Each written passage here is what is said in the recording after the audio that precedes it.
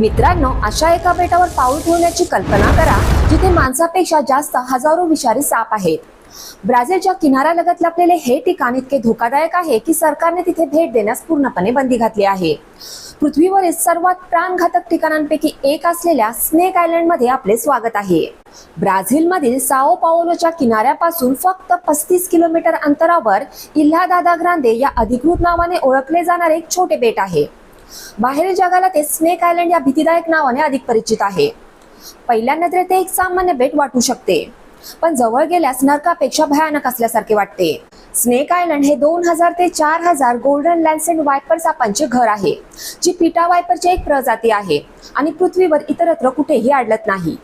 एका तासांपेक्षा कमी वेळात माणसाला मारू शकणारे शक्तिशाली विष असलेले हे साप बेटाच्या 43 हेक्टरच्या प्रत्येक चौरस मीटरवर आपले वर्चस्व गाजवतात, ज्यामुळे मानवी पर्यटकांसाठी अजिबात जागा उरत नाही. आता प्रश्न, हा स्नेक आयलंड आहे कुठे? स्नेक आयलंड ब्राझीलच्या आग्नेय किनाऱ्याजवळ अटलांटिक महासागरात साओ पावलो पासून सुमारे 90 मैल अंतरावर आहे. हे केवळ 106 एकर क्षेत्रफळाचे एक खडकाळ दुर्गम बेट आहे. आकाराने लहान असूनही विषारी सापांच्या वास्तव्यामुळे हे पृथ्वीवरील सर्वात धोकादायक ठिकाणांपैकी एक आहे. त्याच्या दुर्गम स्थानामुळे ते मानवापासून जवळजवळ अलिप्त आहे आणि पर्यावरणशास्त्र व विज्ञानाच्या दृष्टीने अत्यंत अद्वितीय आहे.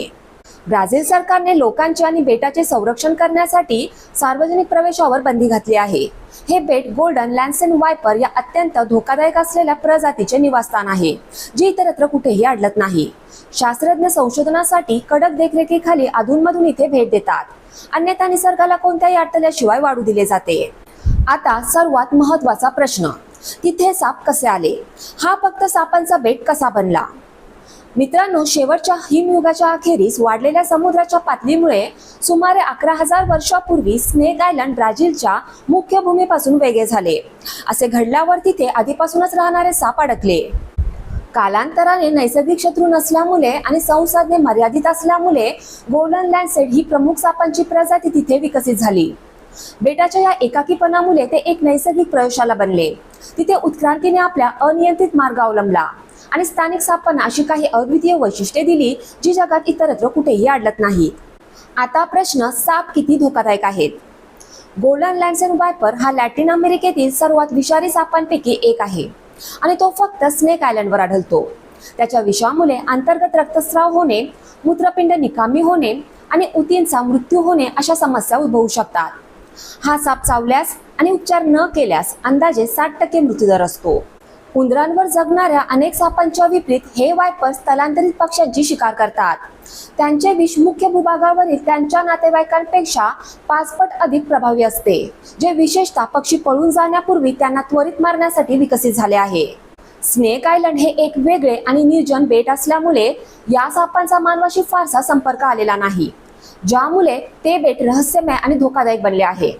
या बेटावरील प्रवेशावर ब्राझिलियन नौदलाचे कडक नियंत्रण आहे आणि या प्राणघातक प्रजातीचा अभ्यास करण्यासाठी शास्त्रज्ञांना सुद्धा विशेष परवानगी आवश्यक असते.